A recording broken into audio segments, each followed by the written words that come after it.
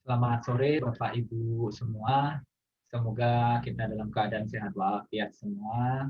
Saya mencoba metode baru. Nanti boleh di share screen atau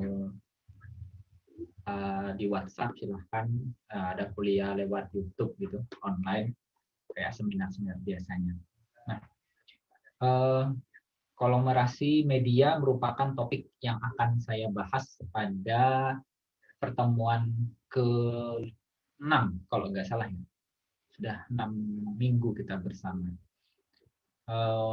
Kemarin kita sudah membahas media massa.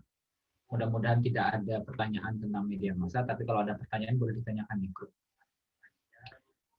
Tentang media massa dan konglomerasi media, konglomerasi media ini ada keterkaitan antara satu sama lain, di mana konglomerasi media ini lebih condong kepada penguasaan media itu tuh kemana sebenarnya. Nah, nanti kita bahas bareng-bareng.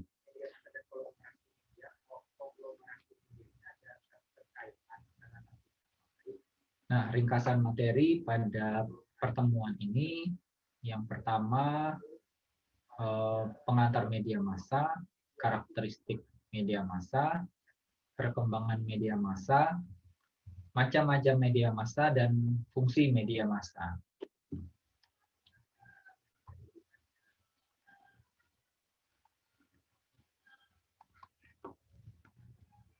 Nah, yang pertama kita akan membahas tentang apa sih komersialisasi dan konglomerasi media massa.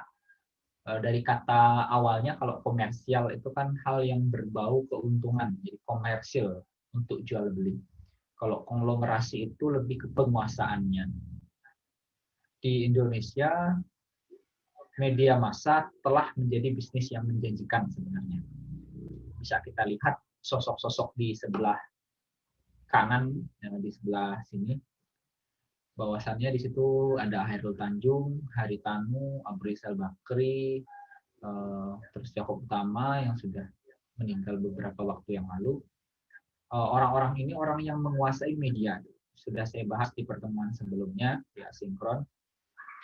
Bahwasannya kalau tidak ada untung, uang yang berputar di media ini, mana mau para bisnismen ini terjun dalam dunia pengembangan media. Beberapa pengolahan media massa sebagai salah satu bidang yang sangat dekat dengan politik, membuat pengolahannya dilakukan oleh korporasi besar. Jadi bisa kita bayangkan seperti contohnya Haritanu gitu, dia mempunyai MNC Group, di mana MNC Group itu membidangi bidang multimedia, ada TV, ada radio, ada surat kabar gitu, media massa semua. Itu konglomerasi besar atau bahkan holding korporasi. Jadi beberapa korporasi yang bergabung dan mereka masing-masing kelompok itu saling bersaing dan berkompetensi dalam menyokong dunia politik. Kenapa politik dekat dengan media massa? Karena tidak ada politik yang tidak diberitakan. Politik itu butuh booming, butuh dikenal di masyarakat. Sehingga politik itu bisa menang. Kira-kira seperti itu.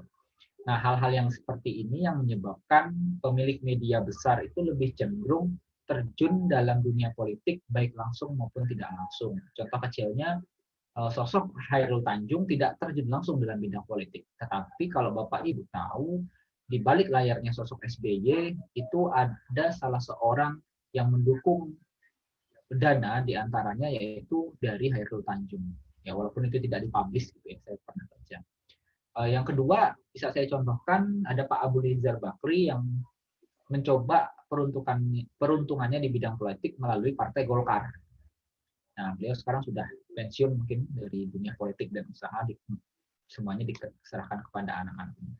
Terus yang masih hangat ada Haritanu Sudibyo yang mendirikan sebuah gerakan gitu, yang kemudian berubah menjadi partai politik dan mendukung presiden sekarang Bapak Jokowi. Nah, yang di belakang sana ada Bapak Jakob Utama.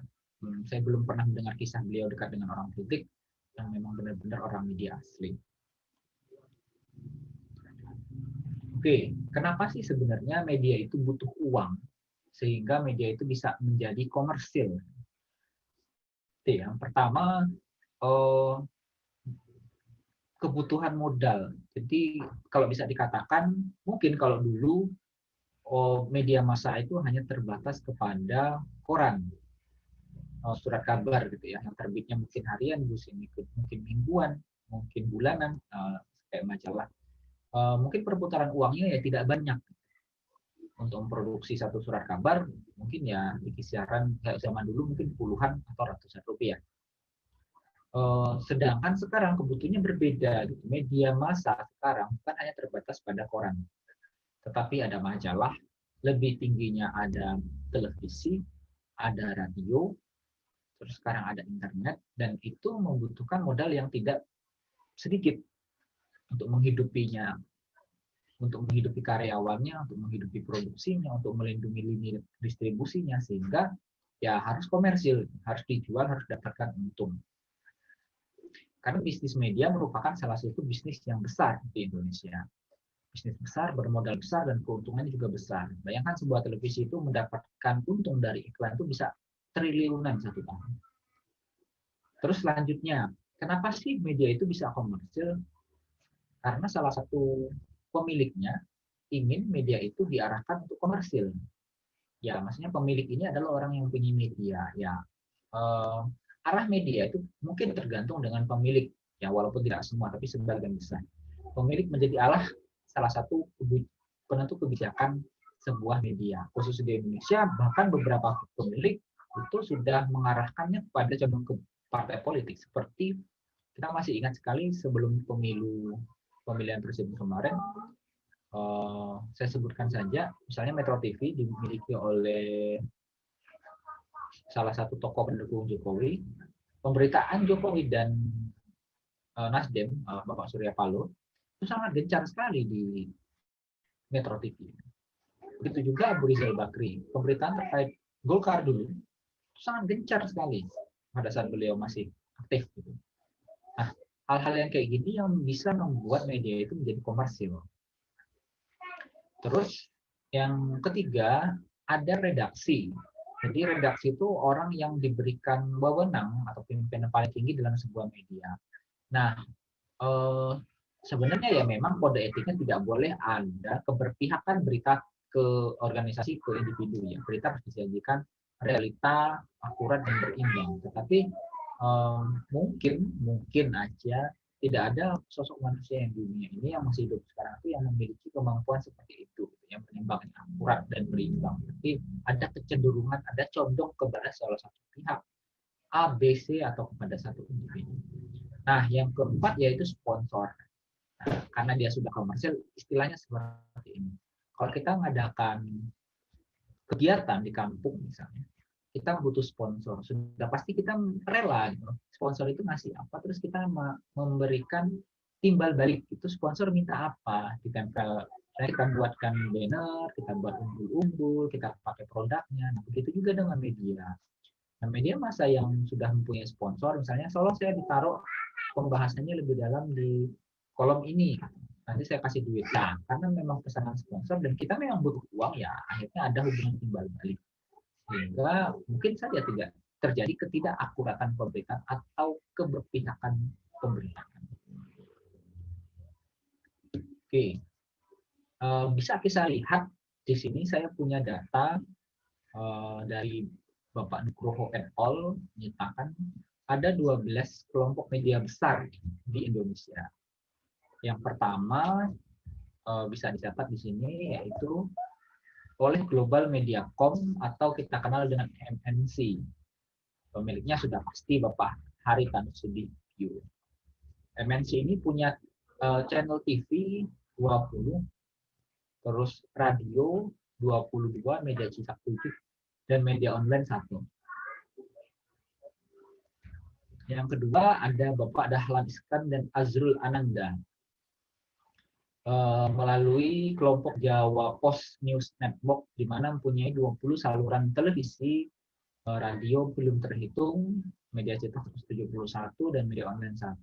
Di antaranya konsorsium bisnisnya meliputi penggilingan kertas, percetakan, pembangkit listrik, dan properti. Selanjutnya,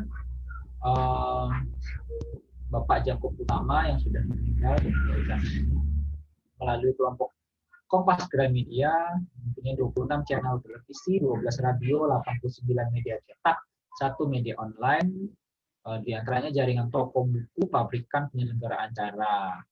Terus ada Mahaka Media, punya Abdul Ghani dan Erick Thohir, termasuk Mahaka ini salah satunya adalah Republika. Terus Pelang Mahkota Teknologi, terus ada Setikop, punya Hairul Tanjung.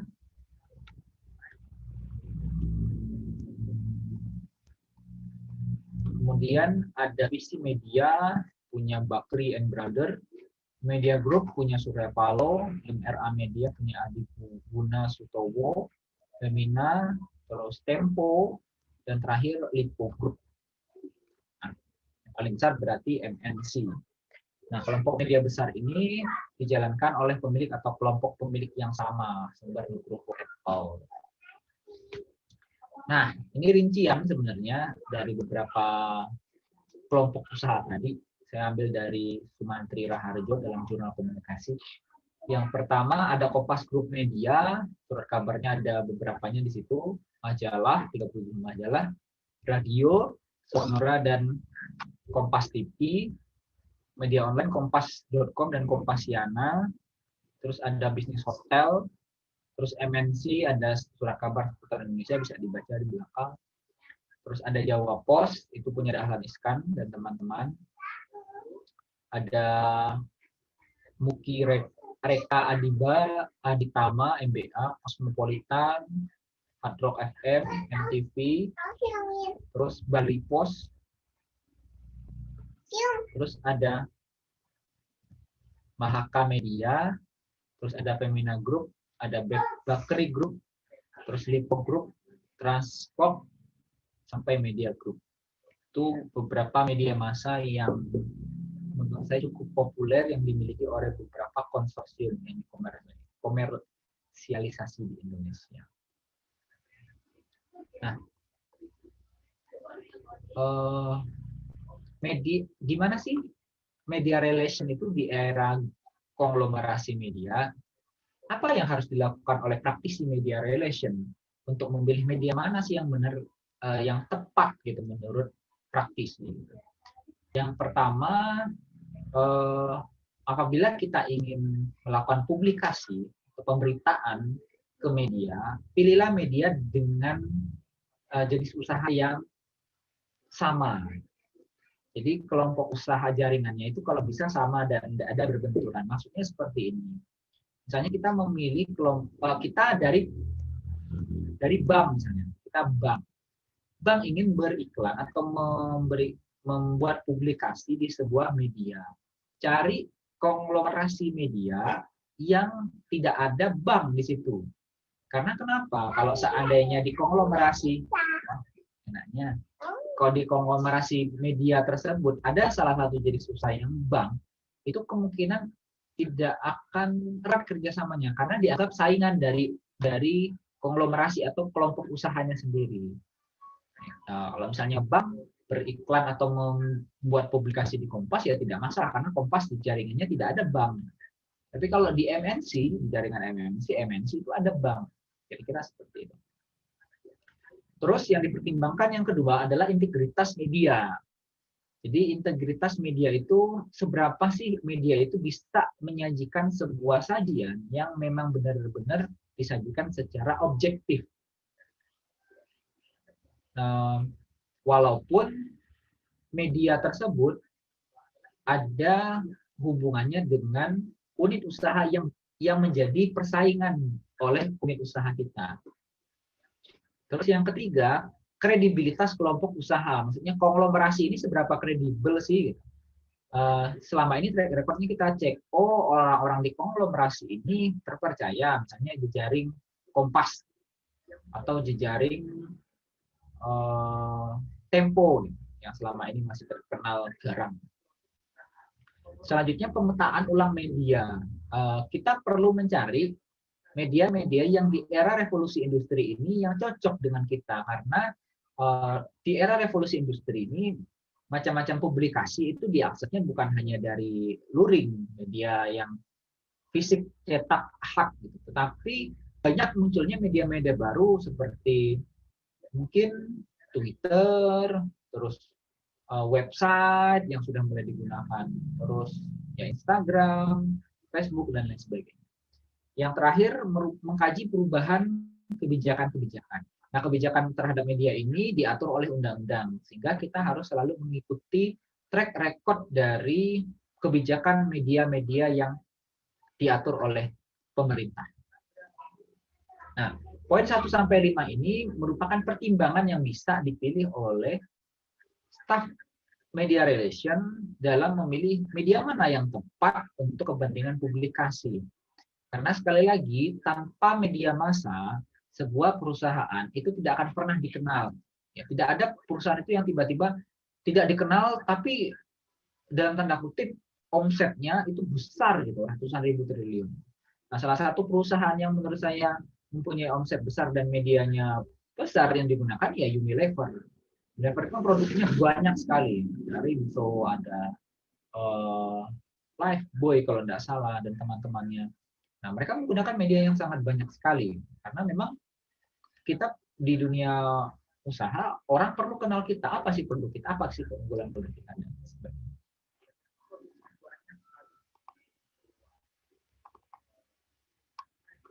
Oke. Nah, untuk sementara itu dulu yang bisa saya sampaikan. Nanti ada lanjutannya. Apabila ada kolom pertanyaan, silakan diketikkan di kolom, nanti saya jawab. Terima kasih.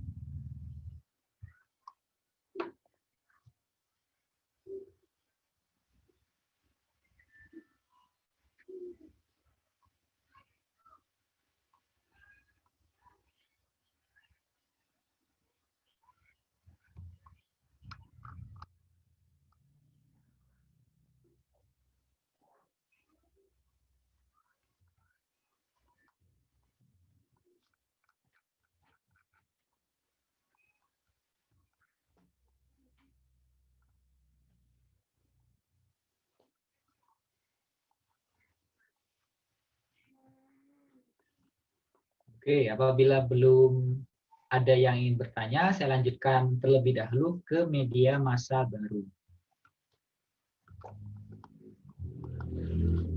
Nah, media massa baru itu terbentuk karena satu, banyaknya keberpihakan media. Ada yang ingin bertanya? Kelompok atau pemilik media terhadap sponsor yang mendukung publikasi. Yang kedua, media massa baru ini tercipta karena seiring perkembangan teknologi dan informasi, sehingga orang banyak mencari media massa yang independen, objektif, dan tidak dipengaruhi oleh pemilik media. Misalnya Twitter, misalnya ada press release dari Twitter untuk sebuah organisasi tertentu. Nah, pemilik Twitter itu tidak memiliki kepentingan apapun terkait tentang apa yang kita sampaikan. Asal tidak berisi rasis, ujaran kebencian, dan lain sebagainya. Nah, kira-kira seperti itu. Nah, media massa baru ini juga lebih banyak disukai oleh anak-anak muda. Jadi sasaran dari produk sekarang itu kan orang dengan usia, khusus produk-produk umum ya, mungkin usia ya di bawah 40 tahunan. Ya, seperti saya masih 30-an, ada yang 20-an. Nah, orang-orang seperti saya dan di bawah-bawah saya ini adalah suka dengan media-media seperti ini gitu, dengan media-media baru seperti ini. lebih cenderung ada yang suka Instagram, Twitter, terus ini Pinterest, ada teks, ada Facebook, dan lain sebagainya. Jadi menurut saya salah satu kenapa lahirnya media massa baru ya sebagai salah satu solusi terhadap keberpihakan media massa cetak dan objektivitas sebuah media. Nah, saya dapat data bahwasannya di Indonesia ini ada 338,1 juta jiwa atau 124% melebihi jumlah penduduk Indonesia sendiri. Bayangkan, berarti ada orang yang mempunyai lebih dari satu perangkat untuk mengakses internet. Lah, maksudnya gimana, Pak? Nah, misalnya saya punya HP satu, punya laptop, punya PC, berarti saya sudah punya 3 gadget untuk mengakses internet. Bayangkan orang yang punya 2 HP, 2 laptop, atau dan lain sebagainya.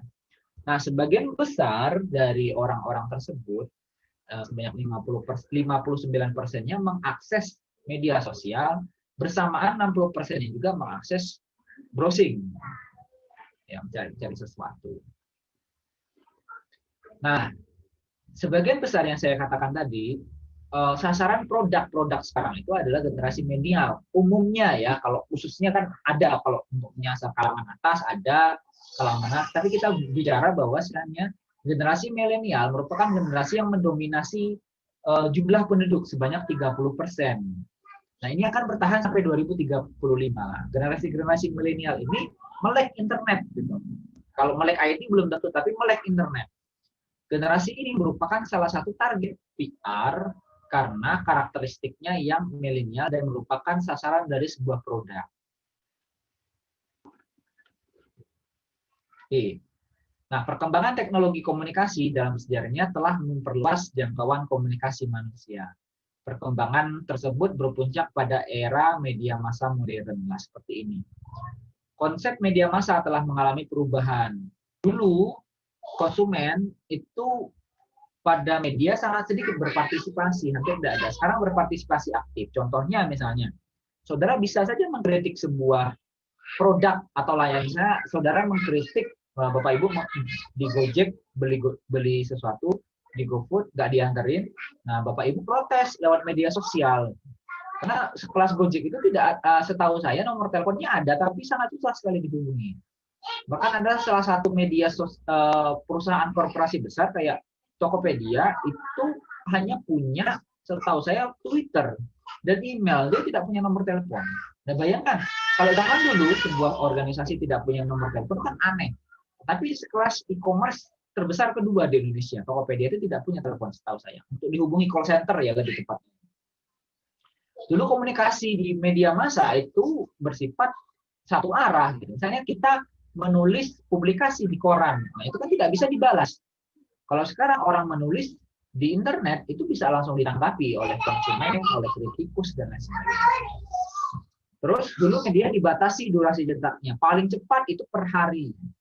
Nah sekarang media itu real time, jadi orang bisa ngecek saat itu juga apa yang terjadi ya dari media online.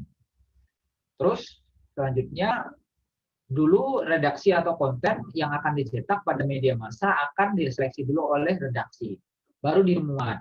Nah sekarang redaksinya itu langsung dimuat dari praktisi PR kalau menggunakan media massa yang berbasis media sosial. Nah, media massa elektronik maupun cetak lebih menyasar generasi baby boomer. Maksudnya TV ya, TV dan media cetak. Sedangkan generasi X lebih menyasar ke media massa baru. Ya, generasi khususnya X, Y, dan Z. Ya X sebagian besar lebih suka TV dan koran. Nah, apa sih media massa baru itu? Media massa baru atau media massa berbasis internet merupakan media massa yang dibentuk melalui konvergen dari ketiga hal. Yang pertama, communication network. Kedua, computing information teknologi. Yang ketiga, konten atau media bernama internet, dan mereka saling bersinergi satu sama lain. HP bisa mengakses eh, hal yang ada di komputer. Komputer bisa mengakses hal yang ada di HP. HP butuh CD, bukan CD-ROM. HP butuh storage media. Komputer juga dan lain sebagainya. Nah, media masa baru ini menghadirkan sebuah karakteristik yang mungkin belum terduga sebelumnya. Kita nggak pernah terbayangkan loh dulunya bisa membaca dan belajar lewat handphone seperti ini. Orang membayangkan dulu belajar ya lewat fisik, kita di kelas, guru menerangkan, kita mendengar, mencatat, guru mengulang, kita mendengar, mencatat, guru ngasih ujian, kita lulus, kita dianggap kompeten. Tetapi ada pengalaman baru di mana kita belajar bisa lewat telepon peran seperti ini. Bapak Ibu bisa belajar lewat YouTube. Untuk mengembangkan lewat YouTube itu ada apa saja ilmunya di situ. Banyak sekali yang Bapak Ibu bisa pelajari. Mau yang baik sekali, sampai yang buruk sekali ada semua di YouTube. Nah, tinggal kita aja yang mengkontrol.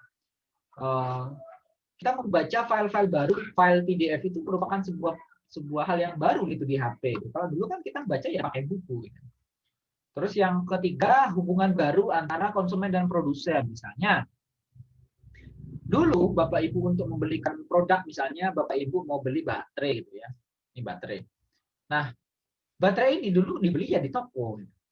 Kalau sekarang Bapak Ibu bisa beli baterai ini langsung dari produsen utama. Di mana? Di e-commerce. Sama halnya misalnya Bapak Ibu kalau mau beli tepung terigu misalnya. Dulu di toko, tapi sekarang Bapak Ibu bisa lewat Shopee, terus masuk ke tokonya official store-nya tepung terigu A misalnya, langsung beli itu bisa.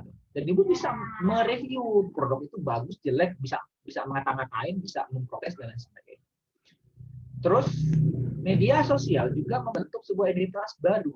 Jadi ada orang yang kesamaan komunitas dibuatkan grup pecinta kucing, grup pecinta K-pop dan lain sebagainya. Ada hal yang baru lagi yang namanya virtual reality, yaitu tentang sebuah sensasi pengalaman nyata tetapi kita ada di rumah. Jadi kita pakai sebuah kacamata, kita gerak gitu seperti kita jalan dan di dunia itu di dunia digital. Terus cara baru dalam mendistribusikan dan mengkonsumsi teks media. Sekarang apapun kita bisa bertukar lewat WA, lewat email gitu. Kalau dulu mengirimkan sebuah konten ya kita harus ngepost harus lewat TV, JNE dan lain sebagainya. Terus ya realitas baru misalnya ruang kerja virtual, bengkel virtual dan lain sebagainya. Nah, hal-hal yang ini terjadi ya karena ada perkembangan teknologi informasi. Tanpa ada teknologi informasi ya hal-hal ini ya tidak akan pernah terjadi. Mungkin akan ke depan teknologi informasi itu akan sangat berkembang sekali, itu menyebabkan akan ada pergeseran mungkin tidak seperti ini lagi. Mungkin kita bekerja itu dalam dunia virtual gitu. Sudah tidak ada lagi format membaca teks digital ya teksnya live gitu langsung gitu, tidak dibaca tapi ya dibacakan dan sebagainya. Saya nggak ngerti akan hidup di dunia itu atau tidak gitu ya. Nah, apa sih sebenarnya kemampuan yang harus dimiliki oleh seorang praktisi PR di era media masa baru? Nah, kalau dulu praktisi PR wajib mempunyai kompetensi di bidang PR tanpa harus mempunyai kompetensi di bidang IT atau TI. Tetapi dunia sudah berubah gitu. Seorang praktisi PR harus mempunyai kemampuan satu desain grafis. Apa yang dibuat Pak? Ya infografis. Ya, bisa infografis, bisa konten terkait foto, bisa konten terkait desain logo dan lain sebagainya. Bahkan seorang praktisi PR harus menguasai pembuatan video. Ya tujuannya apa ya? Berpublikasi tadi gitu kan. Tujuannya dari terbentuknya public relations adalah kita memberikan kesan ke masyarakat bahwa perusahaan ini baik, gitu. Perusahaan ini bagus. Ya, caranya gimana ya? Kita memanfaatkan media sosial, sharing, apa sih yang dilakukan perusahaan, memberikan pengertian, oh perusahaan ini seperti ini. Kalau ada kasus penyelesaian seperti apa dan sebagainya. Selain itu, seorang praktisi PR juga wajib menguasai pengelolaan web. Jadi web sebagai salah satu media relation utama dalam kegiatan PR. Saya hampir belum pernah menemukan sebuah organisasi besar atau konglomerasi bahasanya itu tidak memiliki web, pasti punya web. Terus orang praktis PR harus selalu update informasi tentang perangkat lunak baru. Selain itu, ini mungkin bisa 50-50 tentang keamanan online, bisa iya, bisa tidak. Tapi keamanan online berkaitan dengan pengamanan data, memberikan password, akses konten, dan lain sebagainya, ya memang harus bisa. Terus yang tidak kalah pentingnya, yang nomor 5, yaitu pengolahan mesin pencarian kata, search engine optimization. Nah, SEO itu berkaitan dengan kata kunci yang sering dicari oleh orang di dalam Google, gitu, di Google nih ya. Saya Bapak Ibu mencari mesin cuci murah, HP murah. Nah, hal-hal seperti itu direkam oleh Google. Nah, dengan SEO ini kita bisa menganalisis statistik kata-kata kunci apa sih yang disukai oleh orang-orang sehingga bisa menyambung dengan produk kita. Misalnya, contohnya apa ya? HP Samsung lah misalnya. Nah, walaupun sebenarnya mungkin tidak menggunakan itu gitu, tapi menurut saya ini hanya contoh saja. Karena sudah terkenal gitu. Kalau brand-brand yang belum terkenal mungkin menggunakan itu. Nah, pada saat untuk mengenalkan sebuah produk, kita harus memilih kata kunci produk itu. Pada saat orang klik HP murah, itu munculnya Samsung. HP bagus munculnya Samsung. HP anak muda munculnya Samsung. HP komplit munculnya Samsung. Nah, pengetahuan tentang CEO itu yang harus dimiliki oleh pihak agar pamor atau citra atau brand image di masyarakat itu tetap lekat. Ya kalau dulu kan yang dari mulut ke mulut ya, misalnya pertama kali produk tercipta untuk deterjen itu dari Rinso, sehingga semua apapun itu dibilang Rinso. Nah itu kan brand image. Kira-kira kayak gitu. Kalau sekarang ya memanfaatkan tools namanya. Terus bagaimana sih cara media sosial itu bisa dimanfaatkan oleh praktisi PR untuk kebutuhan publikasi? Yang pertama, kita harus mengetahui berbagai macam jenis media sosial. Apa saja media sosial itu?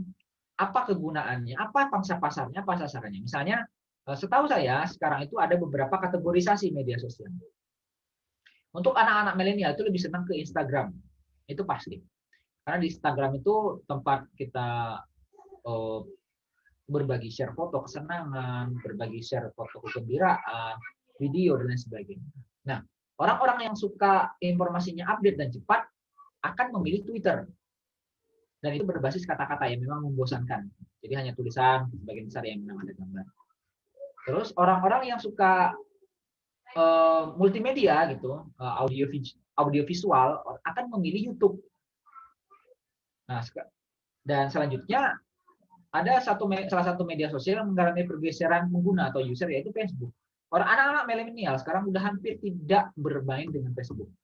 Karena mereka sudah bergeser ke Instagram, dulu ada Pet gitu ya, ada Pinterest dan sebagainya. Terus menentukan jenis konten materi yang cocok dengan media sosial itu. Kalau misalnya praktisi PR itu memilih Twitter sebagai media sosial untuk publikasi, sudah pasti Twitter itu kemampuan untuk mereduksi gambar, terutama video, itu terbatas ketimbang Instagram dan lain sebagainya. Terus menganalisis SWOT. Nah, setelah dilakukan publikasi di media sosial itu, kita lakukan analisis SWOT. Nah, apakah ada pengaruhnya kita memberikan konten A di media sosial A? Nah, setelah dianalisis SWOT, oke. Selanjutnya adalah membuka interaksi antara konsumen atau customer dengan produsen. Terus yang terakhir yaitu lakukan evaluasi dan analisis.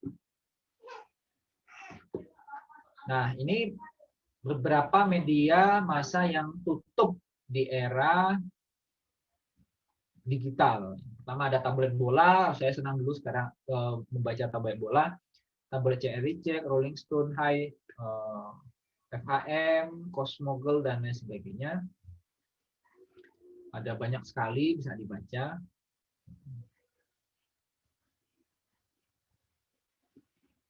Oke, cukup. Terima kasih. Itu materi singkat dari saya. Walaupun sebenarnya kuliahnya singkat, tapi bobot. Saya harap ini bisa memberikan bobot kepada Bapak Ibu semua. Nah, yang ingin bertanya saya persilahkan di YouTube. Ya. Oke.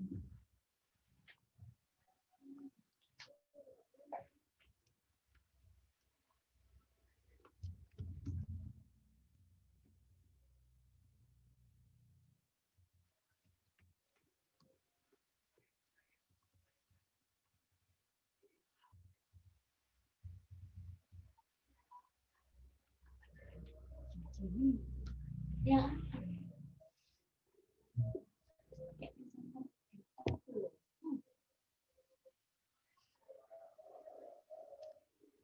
Oke, berkaitan dengan KTP yang tidak disebarkan di Google, ada beberapa kasus ya, Ibu Tri Sujatmi. Yang pertama, memang betul data kita akan disalahgunakan oleh orang lain. Ini kasus nyata saja yang dialami oleh salah satu dosen kita.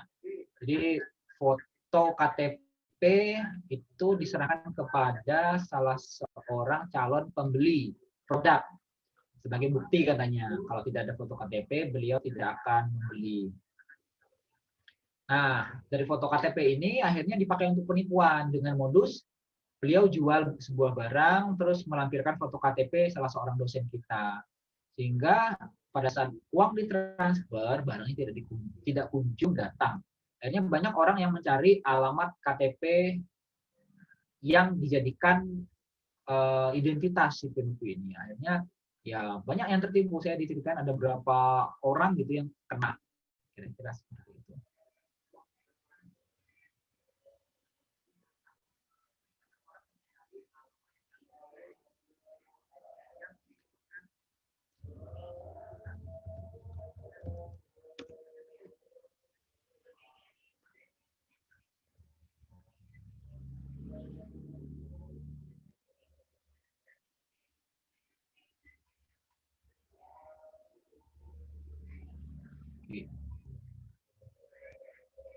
Betul Bapak, media massa baru terutama Twitter, Instagram atau Facebook itu ya memang salah satunya sumber hoax. Karena kebanyakan kita tidak bisa cross check sumber informasi yang didapatkan dari orang-orang tertentu. Nah, tetapi kalau kita berbicara tentang PR, sudah otomatis fungsi dari media massa itu adalah menyebarkan informasi terkait dengan organisasi, bukan individu. Sehingga apa yang sudah dikatakan oleh sebuah organisasi, misalnya akun Unilever nih di Facebook mengatakan pengumuman A, ya sudah pasti itu menjadi informasi resmi dan ya bukan hoax. Gitu. Tapi kalau hubungannya antara hoax dengan media sosial, ya jelas berhubungan karena banyak sekali hoax yang ada di media sosial. Dan itu pun diposting oleh orang-orang yang tidak bertanggung jawab.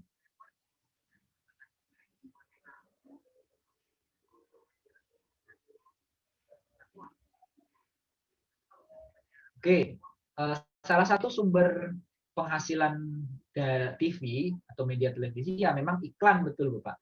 Kalau penghasilan lainnya, kalau menurut saya tidak ada karena jualannya ya memang jualan iklan seperti itu.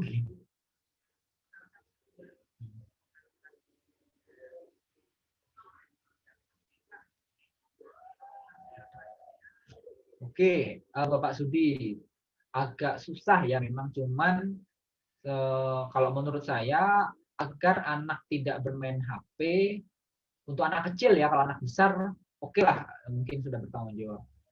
Dia diajak mainan, karena mungkin kalau anak itu tidak diajak mainan, dia akan larinya ke HP. Ya ini dari pengalaman pribadi saya.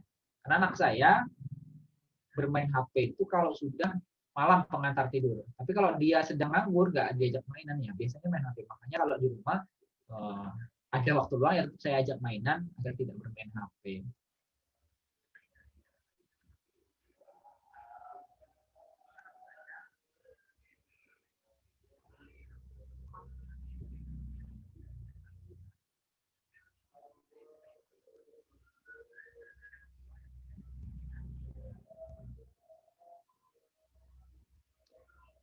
Oke, menurut saya salah satu faktor Tempo bisa bertahan adalah objektivitas ya.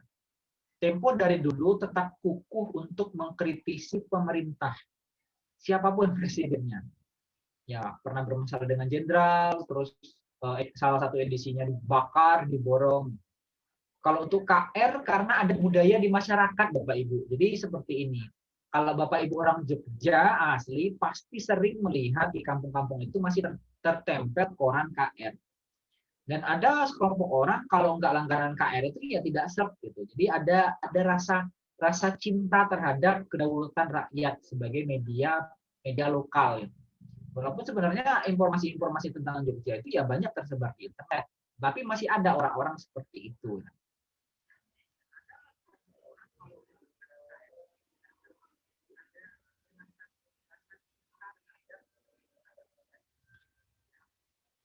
Salah satu bentuk keuntungan dari mendukung partai politik adalah uang. Karena kita tidak akan mengiklankan atau tidak akan mempublikasikan itu secara gratis. Nah, kalau tidak uang, ya bentuknya kompensasinya ya bisa berupa proyek atau apapun. Misalnya kayak contohnya saja ya, misalnya Haritanu mempromosikan mendukung Jokowi. Nah, beberapa keuntungannya ya salah satu anaknya diangkat jadi wakil menteri. Terus mungkin ada beberapa perjanjian-perjanjian yang saya tidak tahu itu isinya apa, tetapi ya pasti menguntungkan kedua belah pihak. Satunya diangkat citranya, yang satunya diberikan kompensasi entah berupa apa. Ya, betul. Bapak, media baru ini sangat bermanfaat sekali di dunia bisnis online karena sangat sangat mendukung sekali apalagi di saat pandemi ini. Bapak Abdul nanti bisa tanya ke Pak Tirman tentang undang-undang kearsipan ya. Undang-undang kearsipan itu mengakui bukti otentik hal yang sifatnya adalah alih media atau dokumen elektronik. Jadi dokumen elektronik itu ya tetap bernilai, tetap absah, ada keabsahannya. Kira-kira seperti itu, Bapak.